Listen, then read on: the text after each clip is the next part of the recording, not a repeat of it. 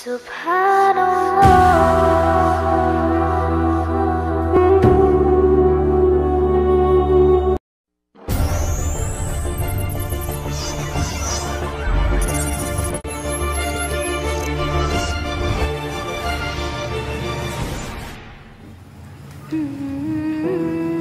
ajaran agama itu cuma itu.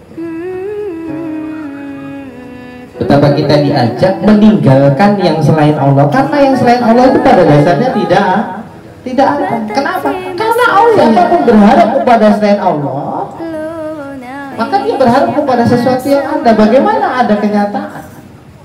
Karena kenyataan yang sebenarnya itu ya Allah, itulah kenyataan.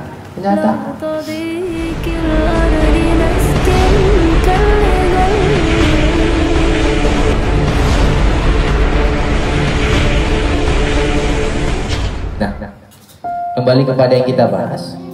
Dalam tarbiyah kita selalu disadarkan betapa kullu syai'in min Allah, segala sesuatu berangkat dari Allah. Maka sadarilah Allah yang mengawalinya, bukan kita. Bukan kita. Kita sukses pun bukan karena kita. Itu maksudnya. Sadar betapa Allah yang mengawali kesuksesan itu, dan hanya Allah yang akan bisa mengakhiri. Maka jangan takut ketika kesuksesan dirongrong oleh orang lain. Ditakut-takuti. Allah yang mengawali, Allah yang mengakhiri. Kalaupun ada penderitaan dan kesusahan, Allah yang mengawali penderitaan itu, dan hanya Allah yang bisa mengakhiri.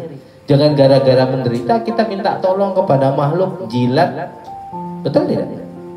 Karena yang memberikan penderitaan itu Allah, dan hanya Allah yang bisa mengakhiri. Apapun yang sekarang ada zaman kita, apapun sekarang yang kita alami, yang mengawali itu semua Allah. Penyakit itu ya Allah yang mengawali, dan hanya Allah yang bisa mengakhiri. Gitu. Apapun ya, masalah, Allah yang mengawali masalah itu. Jadi gak ada hubungan. Cerita hidup ini gak ada hubungannya sama makhluk, karena makhluk itu tidak bisa berbuat apa-apa tanpa izin, kehendak, ketetapan, dan ketentuan Allah. Nah, itu dari penyampaian Kiai Haji Kuswaidi tadi, semua itu cuma nggak ada. Dan sering kita bahas ini hanya penekanan saja. Nggak ada. Makhluk itu tidak punya daya dan upaya, tidak bisa berbuat apapun tanpa izin dan kehendak serta ketentuan Allah. Maka jangan berharap kepada makhluk, kemudian mempertahankan kesenangan, kemudian kita terlalu caper sama makhluk biar posisi kita tetap. Nggak penting banget. Allah yang buat kita sukses, Allah yang buat kita gagal juga Allah. Tapi dari sukses dan gagal itu Allah mengajarkan banyak hal. Ketika kita sukses sombong, mungkin kemudian kita dibuat bangkrut atau gagal, Allah mau mengajarkan betapa jangan sombong. Kadang-kadang masalah itu adalah bentuk pengajaran Allah kepada hambanya, bahwa jangan lupa apapun sebelumnya yang membuatmu itu enak itu dari aku, gitu. Kadang-kadang kan manusia lupa merasa itu hasil karyanya, hasil upayanya, dan lain sebagainya. Maka salah satu tugas Rasulullah Shallallahu Alaihi Wasallam itu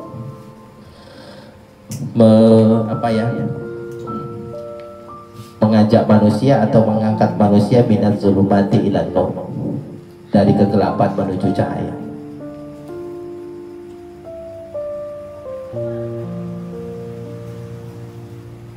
Tugas para nabi itu mengajak manusia minaz zulumati ilan nur.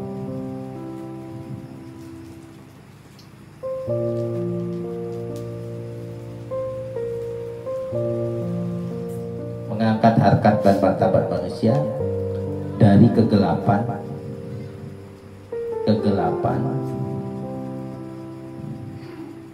menuju cahaya.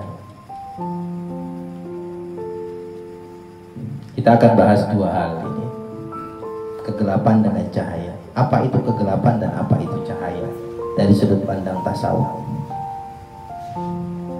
Apa itu kegelapan?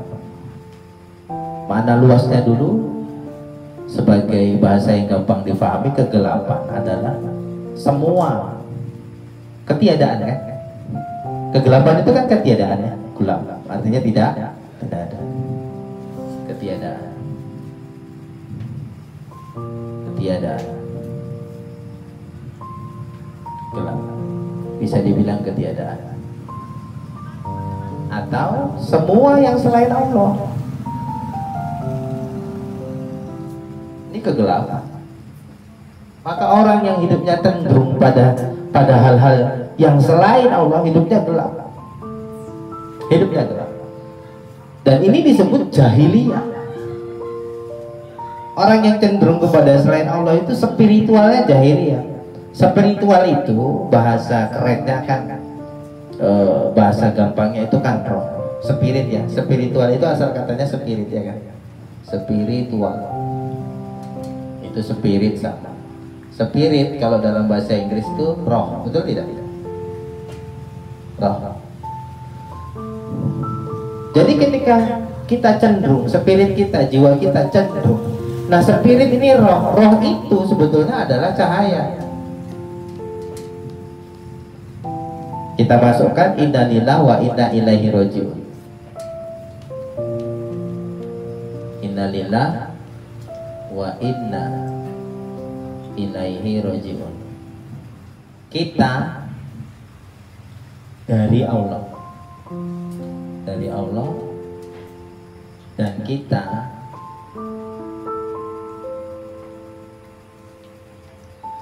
kepadanya ilaihi rajiun, kembali. Orang-orang yang kembali, artinya kita dari Allah akan kembali kepada Allah. Nah, ketika kita dari Allah kembali kepada Allah, apa di antara yang dimaksud kita ini adalah roh, betul nggak? Jiwa. Roh kita asalnya dari Allah. Roh kita ini asalnya dari Allah. Nah, Allah sendiri menyebut dirinya sebagai cahaya. Cahaya bukan dalam arti kata seperti yang kita pahami ya, yang terang benderang, enggak. Cahaya itu adalah semua hal-hal yang jelas dan real, yang nyata. Dan begitu. Kita dari Allah dan kembali kepada Allah. Ini aslinya kita. Kita ini roh itu cahaya karena asalnya dari Allah. Allah adalah cahaya. Al-Quran An-Nur 34, Allahu nurus samawati wal ardh. Allah itu cahaya yang meliputi 7 lapis langit dan 7 lapis bumi. Nah, kemudian kembali minaz zulumati ilan nur. Fungsi salah satu rasul Allah atau nabi-nabi Allah itu adalah mengangkat manusia dari alam yang gelap menuju cahaya. Gelap yang artinya keadaan atau semua yang selain Allah itu gelap. Menuju cahaya yang menuju Allah, karena Allah itu cahaya. Menuju Allah. Ini kan filosofi. Kan gitu. Dan artinya nabi, rasul, wali atau apa aja mengajak manusia dari kecenderungan yang selain Allah menuju kepada kecenderungan kepada Allah, karena selain Allah itu tidak ada. Kan begitulah ilaha illallah.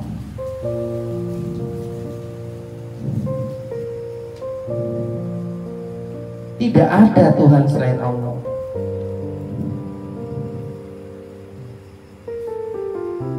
Minaz zulumati ilan nur, dari kegelapan menuju cahaya. Cahaya ya Allah. Inti ajaran agama itu cuma itu. Betapa kita diajak meninggalkan yang selain Allah, karena yang selain Allah itu pada dasarnya tidak ada. Kenapa? Karena Allah yang mengawali. Paham? Tadi kan kita bahas di awal ya. Awal Allah lah awal segala sesuatu dan Allah lah akhir segala sesuatu. Jadi kalau orang hidupnya itu punya kecenderungan atau hidupnya itu punya harapan, punya tuntutan ataupun punya keinginan selain Allah, itu sama dengan dia menuju ke sesuatu yang hampa, yang gelap, yang tidak ada. Maka hidup jadi hampa. Orang tujuan hidup mau kaya, ketika kaya masih hampa. Oh saya kalau bisa S3, dokter, udah menyabet gelar dokter, masih hampa. Saya kalau bisa hidup ini ya punya tanah, punya ini, ketika sudah punya semua juga masih hampa. Setelah dimiliki masih hampa, apalagi nggak punya apa-apa ya kan, betul tidak? Apalagi nggak punya apa-apa, ya sangat hampa banget. Yang punya aja, kenapa? Ya tanya orang-orang. Akhirnya orang-orang kaya itu mencari apa ya, untuk mengisi kekosongan di dalam jiwanya itu ya melakukan hal-hal yang unlogis gitu, tidak logis, betul tidak? Tetapi ini orang-orang Barat pernah kita bilang kadang-kadang punya kebiasaan ekstrim. Itu hanya untuk memuaskan atau mengisi kekosongan di dalam diri. Karena apa? Inilah menunjukkan orang yang menuju kepada selain Allah untuk segala aktivitas hidupnya itu sama dengan menuju kepada kegelapan. Artinya menuju kepada kehampaan. Berharap kepada makhluk, artinya berharap pada sesuatu yang tidak ada, pasti akan kecewa. Timbulnya kekecewaan, timbulnya permasalahan itu apa? Masalah itu, kalau dulu disebut dalam dunia kuliahan, beda harapan dengan kenyataan itu masalah. Beda harapan dengan kenyataan, inilah masalah. Berharap A datangnya B, mending kalau B datangnya Z pula, betul tidak? Kalau B kan masih dekat sama A.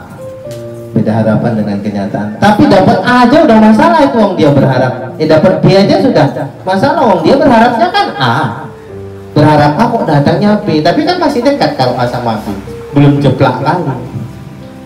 Berharap A, datangnya Z.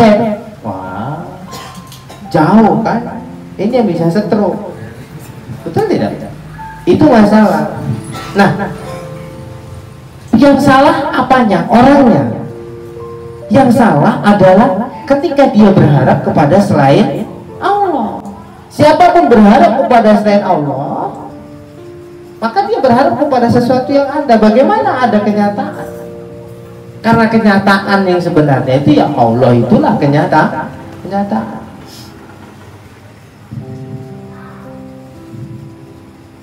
Orang yang berharap kepada selain Allah akan bermasalah terus hidupnya.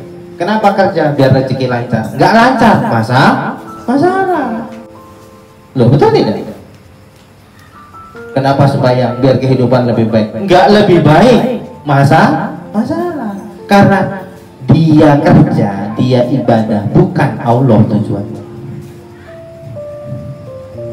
Artinya dia menuju kepada kegelapan. Betul tidak? Harusnya menuju kepada cahaya itu Allah. Kenapa kerja? Karena Allah. Betul tidak? Selesai. Kenapa sholat? Karena Allah. Kenapa menikah? Karena Allah. Kenapa membangun rumah tangga? Karena Allah. Kenapa datang kemari? Karena Allah. Kalau datang kemari, kenapa Pak Ustaz? Biar dengarkan ada enlightenment gitu loh Bang, ada pencerahan. Dan gitu sini kena marah-marah, gelap kan? Betul nggak? Karena tujuannya bukan Allah. Kalau tujuannya Allah nggak peduli. Mau bahasanya lembut, mau bahasanya kasar, nggak peduli kan? Kalau dia menuju kepada Allah. Cahaya itu kan nggak mesti harus lembut. Kadang-kadang ada cahaya itu yang ekstrim, tegas, yang bisa mengkakkan telinga, betul tidak? Karena apa? Telinganya udah disumpeli dengan dunia, betul tidak?